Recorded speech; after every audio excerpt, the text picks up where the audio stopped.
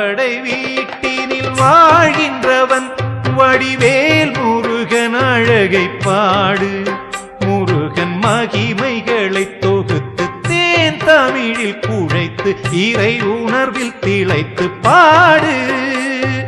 சரவண பொய்கையில் அருள்கின்ற முருகனை தாங்கிடும் தாமரையாக்கு.